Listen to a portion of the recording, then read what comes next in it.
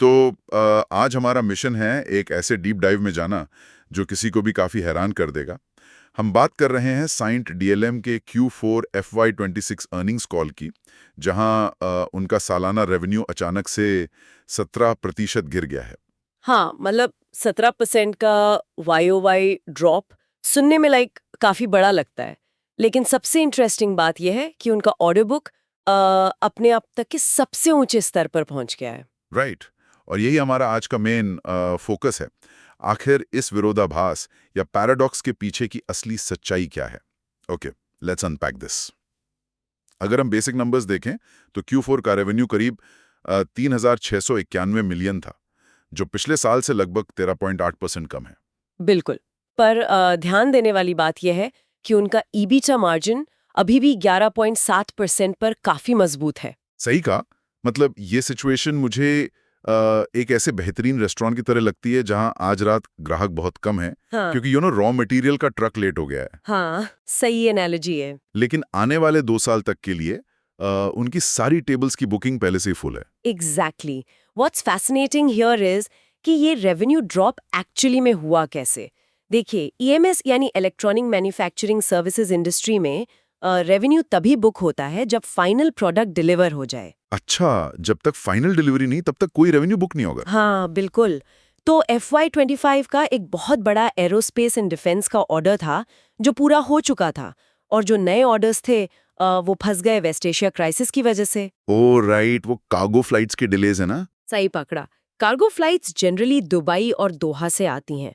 तो geopolitical tensions के कारण फ्लाइट्स डिले हुई और critical components basically factory floor तक पहुंचे ही नहीं। वेट, मतलब उनके पास डिमांड थी पर पार्ट्स नहीं थे, तो फाइनल असेंबली पूरी नहीं हो पाई। हाँ, और बिना डिलीवरी के वो लीगली उस रेवेन्यू को Q4 में बुक ही नहीं कर पाए। फिर भी उनका जो PCBA सेगमेंट है ना, प्रिंटेड सर्किट बोर्ड मैन्युफैक्चरिंग वाला, वो अभी भी टोटल रेवेन्यू का 48% ला रहा है। Wow, that's huge. और मैं पढ़ रहा था कि बॉक्स बिल्ड और बिल्ड टू स्पेक सेगमेंट्स में भी एक्चुअल में काफी सॉलिड ग्रोथ दिखी है। लेकिन एक बात बताइए, अगर सप्लाई चेन इतनी डिस्टर्ब चल रही है, तो इन सब भारी समस्याओं का उनके ऑपरेशंस और कैश फ्लो पर क्या असर पड़ा? बहुत बड़ा असर पड़ा है। इस एडवांस स्टॉकिंग की वजह से उनके इन्वेंट्री डेज काफी बढ़ गए हैं। Make sense. अपनी उस रेस्टोरेंट एनालॉजी पे वापस जाऊं तो अगर मैं शेफ हूं और सप्लाई इश्यूज हैं, तो मैं बाकी नॉन पेरिशेबल आइटम्स महीनों पहले खरीद कर रख लूंगा ताकि मेरा आगे का काम ना रुके। एग्जैक्टली यही हो रहा है। उन्हें लॉन्ग लीड आइटम्स पहले से ऑर्डर करके रखने पड़ रहे हैं। लेकिन यहाँ सवाल ये उठता है कि उनका कैश फ्लो सर्वाइव कैसे कर रहा है। हाँ, कैश फ्लो ब्लीड नहीं होना चाहिए ऐसे सिनेरियो में। बिल्कुल। और इसका क्रेडिट जाता है उनके DSO को, यानी डेज सेल्स आउटस्टैंडिंग। इन्होंने अपना कैश कलेक्शन प्रोसेस काफी इंप्रूव किया है और अब ये मिड-70s में आ गया है। ओह, दैट इज इम्प्रेसिव। साथ ही जो IPO से पैसा आया था वो भी पूरी तरह स्ट्रेटेजिकली यूज हो चुका है।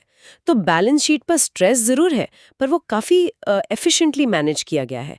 इसीलिए मैनेजमेंट का टोन अर्निंग्स कॉल पर इतना ऑप्टिमिस्टिक और कॉन्फिडेंट लग रहा था। और उनका वो कॉन्फिडेंस उस रिकॉर्ड 24.16 बिलियन के ऑर्डर बुक से आता है ना। मैं देख रहा था कि उनका book to bill ratio 1.5x है। हाँ, मतलब हर ₹1 के रेवेन्यू पर उन्हें ₹1.5 का नया ऑर्डर मिल रहा है। ये बिजनेस की फ्यूचर ग्रोथ का एक बहुत स्ट्रॉन्ग इंडिकेटर है। Yes, where it gets really interesting. Analyst Q&A session में काफी शार्प सवाल पूछे गए थे, हाँ। खासकर US टैरिफ्स और इन वेस्ट एशिया डिलेस को लेकर। तो इन आगे आने वाली चुनौतियों के लिए क्या आउटलुक दिया उन्होंने? मैनेजमेंट ने एक बहुत क्लियर और ठोस स्ट्रैटेजी आउटलाइन की है। Strengthen, expand, transform. उनका नया फोकस अब हाई ग्रोथ एरियाज पर है, जैसे Indian defence, automotive, semiconductor equipment और AI इंफ्रास्ट्रक्चर। अगर आपको ऐसे डीप डाइव एनालिसिस पसंद है तो चैनल फॉलो करना मत भूलना। ओके, बट एक आम EMS प्रोवाइडर और इस नए स्ट्रेटेजिक पार्टनर वाले रोल में प्रैक्टिकली क्या फर्क है? ये सुनने में थोड़ा सा कॉर्पोरेट जार्गन जैसा लगता है। मैं समझाती हूँ। फर्क एक्चुअल में जमीन आसमान का है।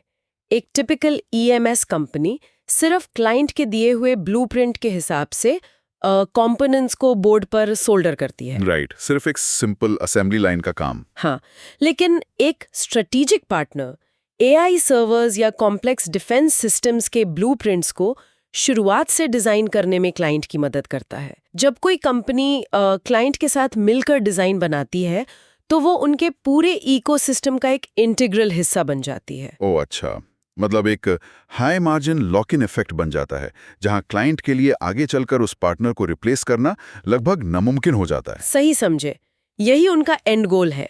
So what does this all mean? इस पूरे डीप डाइव का निचोड़ यही निकलता है कि साइंड डीएलएम का FY26 भले ही ओवरऑल रेवेन्यू के लिहाज से थोड़ा धीमा रहा हो, लेकिन उन्होंने प्रॉफिटेबल ग्रोथ के लिए एक बहुत सॉलिड नींव रख दी है। बिल्कुल सही। उन्होंने short term supply chain shocks को एब्जॉर्ब करके लॉन्ग टर्म वैल्यू क्रिएशन पर अपना फोकस बनाए रखा है। पर अंत में एक बड़ा सवाल खड़ा होता है। दुनिया भर में लगातार बढ़ती जियोपॉलिटिकल टेंशन्स और ग्लोबल सप्लाई चेन की अनसर्टेनिटी को देखकर क्या साइंट डीएलएम सच में इस रिकॉर्ड ऑर्डर बुक को बिना किसी नई रुकावट के FY27 के एक्चुअल रेवेन्यू में बदल पाएगा? या फिर एक्सटर्नल फैक्टर्स इस ग्रोथ स्टोरी में नए स्पीड ब्रेकर्स लाएंगे? ये एक ऐसी स्रोत आधारित डिबेट है जिस पर आगे ध्यान रखना बहुत जरूरी है।